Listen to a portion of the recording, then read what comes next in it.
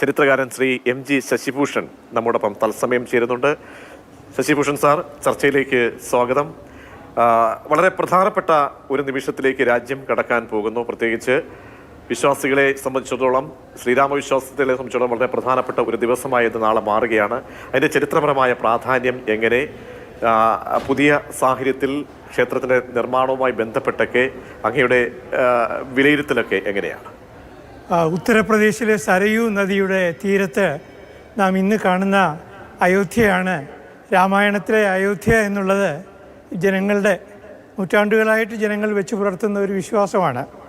ഏതാണ്ട് 5-ാം നൂറ്റാണ്ട് മുതൽ, AD 5-ാം നൂറ്റാണ്ട് മുതൽ ഈ വിശ്വാസത്തിന് വളരെ ഒരു പ്രസക്തി അല്ലെങ്കിൽ പ്രാബല്യം ഒക്കെ ലഭിക്കുകയുണ്ടായി. അങ്ങനെ ഗുപ്ത രാജവംശത്തിൻ്റെ കാലഘട്ടത്തിൽ ഒരു ക്ഷേത്രം അവിടെ ഉണ്ടായി. ആ ക്ഷേത്രം പിന്നീട് പലതവണ പുനർനിർമ്മാണമൊക്കെ നടന്നിട്ടുണ്ട്. 12-ാം നൂറ്റാണ്ടിൽ ഇന്നത്തെ ഗഡ്വാൾ രാജാക്കന്മാരുടെ പൂർവികന്മാർ ഈ അയോധ്യയിലെ ക്ഷേത്രത്തിന് വളരെ സവിശേഷമായ ഒരു പ്രാധാന്യം അവർ നൽകുകയുണ്ടായി. ഇതെല്ലാമാണ് ചരിത്രപരമായ വസ്തുതകൾ. എന്നാൽ 16-ാം നൂറ്റാണ്ടിൽ അയോധ്യയ്ക്കൊരു ഗതി വ്യതിയാനം ഉണ്ടാവുകയാണ്. 16-ാം നൂറ്റാണ്ട് മുതലാണ് ഈ അയോധ്യ ഒരു വിവാദ ഭൂമി ആകുന്നതും ഒരർത്ഥത്തിൽ. 16-ാം നൂറ്റാണ്ടിൽ അവിടെ ഉണ്ടായിരുന്ന ഒരു ആരാധനാലയത്തെ, അല്ലെങ്കിൽ അവിടെ നേരത്തെ ഉണ്ടായിരുന്ന ആരാധനാലയത്തിനെ ഒരു നൂറ്റാണ്ട് മുമ്പ്, 16-ാം നൂറ്റാണ്ടിന് ഒരു 1-2 നൂറ്റാണ്ടുകൾക്ക് മുമ്പ് നശിപ്പിച്ചിരിക്കാം. ആ നശിപ്പിച്ച സ്ഥാനത്ത് 16-ാം നൂറ്റാണ്ടിൽ 1528 അവിടെ ഒരു പള്ളി വരികയാണ്. ആ പള്ളി വന്നുവെങ്കിലും ജനങ്ങൾ ആ പള്ളിയെ പറഞ്ഞിരുന്നത് ജന്മസ്ഥാൻ മസ്ജിദ് എന്നാണ്. 20-ാം നൂറ്റാണ്ടിലും ഒക്കെ അങ്ങനെയാണ് പറഞ്ഞിരുന്നത്. പിന്നീടാണ് പത്രങ്ങളിൽ ഇത് സംബന്ധിച്ച വാർത്തകൾ വന്നപ്പോൾ ബാബറി മസ്ജിദ് എന്ന പേരിന് കൂടുതൽ പ്രാധാന്യം വന്നത്. ഞാൻ 1980 അവിടെ പോയിട്ടുണ്ട്. അന്ന് അയോധ്യ നിവാസികൾ പറയുന്നത് ഇത് ജന്മസ്ഥാൻ മസ്ജിദ് എന്നാണ് പറയുന്നത്.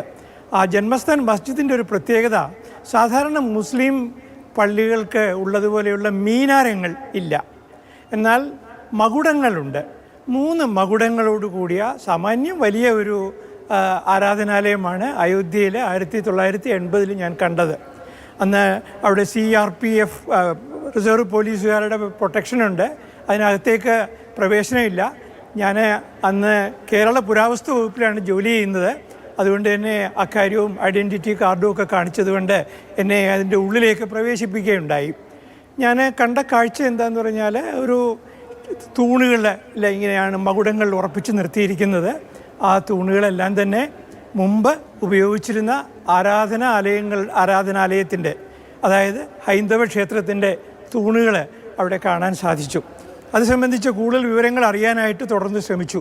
അങ്ങനെ 1889 ആർക്കിയോളജി സർവേ ഓഫ് ഇന്ത്യയിലെ ഹാൻസ് ഹ്യൂറർ എന്ന ജർമ്മൻ പണ്ഡിതൻ തയ്യാറാക്കിയ ഒരു ഔത്തിലെ ഡിസ്ട്രിക്ട് ഗസറ്റിയർ കാണാനിടയായി.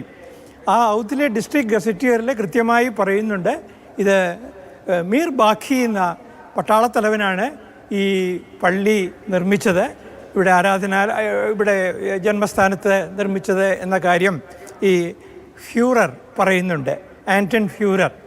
അത് കൂടാതെ തന്നെ അദ്ദേഹം ആ ഒരു ഇൻസ്ക്രിപ്ഷൻ കോട്ട് ചെയ്യുന്നുണ്ട്. ആ ഇൻസ്ക്രിപ്ഷന് പേർഷ്യൻ ഭാഷയിൽ എഴുതിയതാണ്.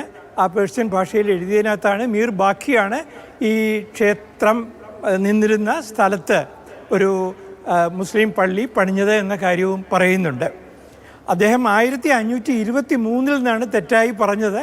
അത് പിന്നീടുള്ള പണ്ഡിതന്മാരാണ് കറക്റ്റ് ചെയ്തത്. ഹിജ്റയും AD-യും കൂടി കമ്പയർ ചെയ്യുമ്പോൾ 1523 എന്ന് ഹ്യൂറർ പറഞ്ഞത് തെറ്റാണ്, 1528 എന്ന കാര്യം പറഞ്ഞു. മൗലവി ഷുഹൈബ് എന്ന് പറയുന്ന പേർഷ്യൻ പണ്ഡിതനാണ് ഇത് സംബന്ധിച്ച ലിഖിതം വായിച്ചത് തനിക്ക് വേണ്ടി എന്നും ഹ്യൂറർ പറയുന്നുണ്ട്. അത് കഴിഞ്ഞിട്ട് പിന്നീട് ഇവിടെ പലതവണ ഇതിൻ്റെ ഒരു അനുരഞ്ജനപരമായിട്ട് ഇത് തിരിച്ചു കിട്ടാൻ വേണ്ടിയിട്ട്, അതായത് ഈ പള്ളി നിന്ന സ്ഥലം തിരിച്ച് ഹൈന്ദവർക്ക് കിട്ടാൻ വേണ്ടിയിട്ടുള്ള ശ്രമങ്ങൾ ആരംഭിച്ചു. സവായ് ജയ്സിംഗ് എന്ന് പറയുന്ന ജയ്പൂരിലെ രാജാവ് ഇത് വില കൊടുത്ത് വാങ്ങിക്കാനായിട്ട് തീരുമാനിച്ചു. 1700-ലും 1743-നും ഇടയ്ക്ക് ജീവിച്ചിരുന്ന ആളാണ് സവായ് മാൻസിംഗ്. അദ്ദേഹത്തിൻ്റെ പല ഒബ്സർവേറ്ററികൾ രാജ്യത്തിൻ്റെ പല ഭാഗത്തും കാണാൻ പറ്റും. അദ്ദേഹം ഇത് വിലയ്ക്ക് വാങ്ങിക്കാനായിട്ട് ശ്രമിക്കുകയാണ്. എന്നാൽ അന്ന് അതിന് അദ്ദേഹത്തിന് സാധിച്ചില്ല. അത് കഴിഞ്ഞ് പിന്നീട് പല സഞ്ചാരികൾ, പാശ്ചാത്യരായിട്ടുള്ള സഞ്ചാരികൾ, അല്ലെങ്കിൽ അന്നത്തെ ഈ ട്രാവലോഗ്സ് ഒക്കെ ട്രാവലോഗ്സ് എഴുതാൻ വേണ്ടി വന്നവരും ഒക്കെ ഈ അയോധ്യയെ പറ്റി പറയുന്നുണ്ട്. അതിൽ വളരെ പ്രധാനപ്പെട്ട കുറേ ആളുകളുടെ നമുക്ക് പറയേണ്ടിയിരിക്കുന്നു. ഒന്ന് വില്യം ഫ്രിഞ്ച് എന്ന് പറയുന്ന പാശ്ചാത്യനാണ്. അതുപോലെ ഹാൻസ് ബേക്കർ എന്ന് പറഞ്ഞ ആൾ, ഹാമിൽട്ടൺ, ഇവരെല്ലാം തന്നെ ഈ പള്ളി ഇവിടെ നിൽക്കുമ്പോൾ തന്നെ ഹൈന്ദവർ വന്നിട്ട് ഇതിൻ്റെ മുമ്പിൽ വന്ന് ആരാധിക്കുന്ന കാര്യവും വിളക്ക് കൊളുത്തുന്ന കാര്യവും, പള്ളിയിലല്ല, പള്ളി നിൽക്കുന്ന സ്ഥലത്തിൻ്റെ തൊട്ടു മുമ്പിൽ അവർ ആരാധന നടത്തിയിട്ട് പോകുന്നു എന്ന കാര്യം വ്യക്തമായി പറഞ്ഞിട്ടുണ്ട്.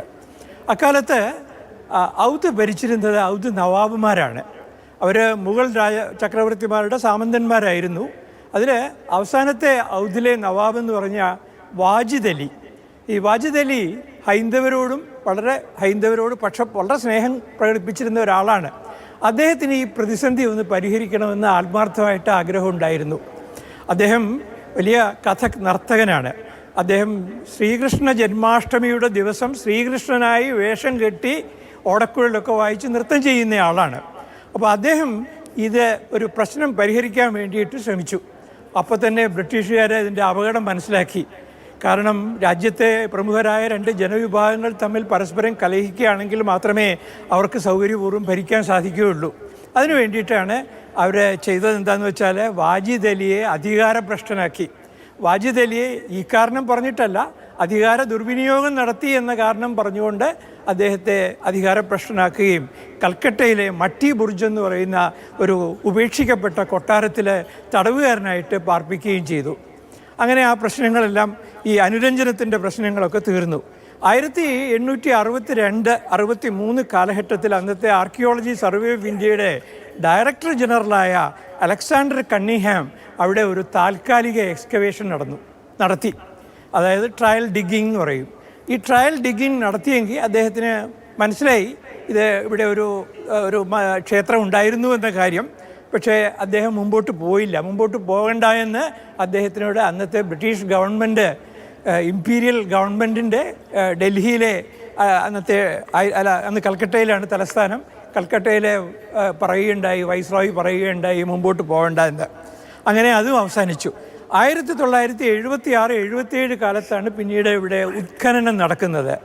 രാജ്യം കണ്ടിട്ടുള്ള ഏറ്റവും പ്രമുഖനായ ആർക്കിയോളജിസ്റ്റ് BB ലാൽ, അദ്ദേഹത്തിൻ്റെ നേതൃത്വത്തിലുള്ളൊരു സംഘമാണ് 1976-77 കാലത്ത് അവിടെ ഉത്ഖനനം നടത്തിയത്. ആ ഉത്ഖനനത്തിലാണ് മലയാളിയായ KK മുഹമ്മദ്, വളരെ അന്ന് ജൂനിയറായിരുന്ന ഓഫീസറായിരുന്നു. എങ്കിലും അദ്ദേഹത്തിന് ആർക്കിയോളജിയിലുള്ള ആ ഒരു താല്പര്യത്തെ എല്ലാവർക്കും അറിയാമായിരുന്നു.